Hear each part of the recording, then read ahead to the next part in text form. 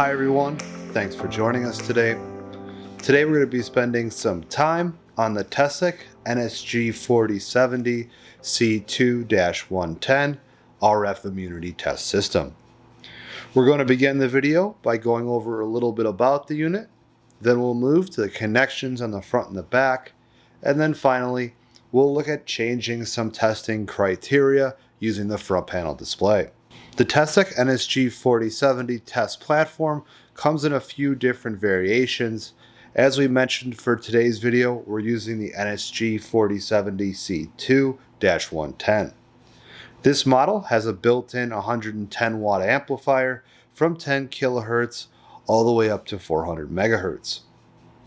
The different amplifiers are indicated with the number following the dash. For example, an NSG 4070C-80 would have an 80 watt built-in amplifier from 150 kHz to 230 MHz.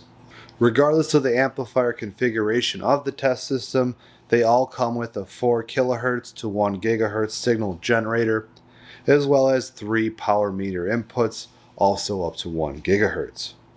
Let's go ahead now and let's take a look at the front of the system. As you can see from the front of the system, there's a few differences between the NSG 4070-110 model and other models.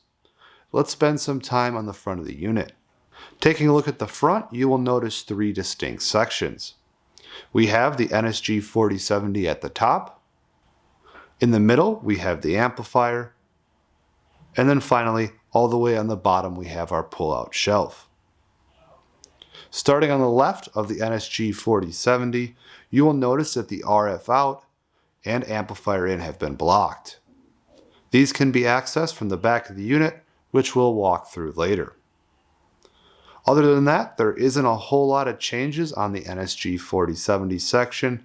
For additional information on all the functionality of the front of the NSG 4070, go ahead and check out the other video we made, which I'll put a link for in the description below. Working our way down towards the amplifier section, we have our status LED indicators on the left for power, standby, and then fault. All the way on the right of the amplifier section, we have our power off-on switch. Just below the amplifier, we have the drawer. Let's go ahead now, let's turn the unit around, and let's take a look at the back. Here you'll find the back of the NSG 4070C-110. There's a few connections that need to be made to get the system operational. Let's go ahead and let's start with taking a look on the left side of the amplifier. There we have the RF output going to the directional coupler input on the NSG 4070. Next, we have the amplifier RF input going to the signal generator output on the NSG 4070. Finally, we have our remote enabled connection going from the amplifier to the test system. Keep in mind, if you're running this system from us here at Transient Specialists, these connections should already be made. Finally, both the power inputs on the NSG 4070 and the amplifier need to be connected. That should complete the back of the unit. Let's go ahead now and let's take a look at the display. Here's the starting display on the Teseq NSG 4070C-110, and as you can see, we have the information about the amplifier provided on the starting display. Let's go ahead now and let's click Immunity Mode. And just as with the other NSG 4070 models, we have the different criteria displayed on this menu, including the test level, standard, amplifier, sweep, and then at the bottom, modulation. To modify these, select the test setup in the upper right corner, and then select the associated criteria. The NSG 4070C-110 lends itself well to ISO 11452 requirements, so let's go ahead and let's make the necessary adjustments for that standard. Let's go ahead and let's start with coupling device. And like we said, we're interested in ISO 11452. And go ahead and select BCI. You can see right there the different BCI test methods And if you select those, you see that change on the display. Perfect.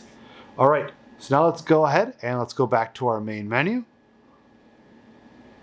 Now let's go ahead and let's change our sweep to reflect 10 kilohertz to 400 megahertz. To do that, go ahead and select the button next to sweep. Change that start frequency. Let's go ahead and enter 10 kilohertz and hit enter. Now let's go ahead and go to our stop frequency and let's change that to 400. Alright, that should complete the video today on the Teseq NSG 4070C-110. We began the video by walking through a little bit about the system, then we moved to the connections in the front and the back, and then finally we spent some time modifying testing criteria using the front panel display. We hope this video has been useful, and please keep us in mind if you ever need to rent the Teseq NSG 4070C-110.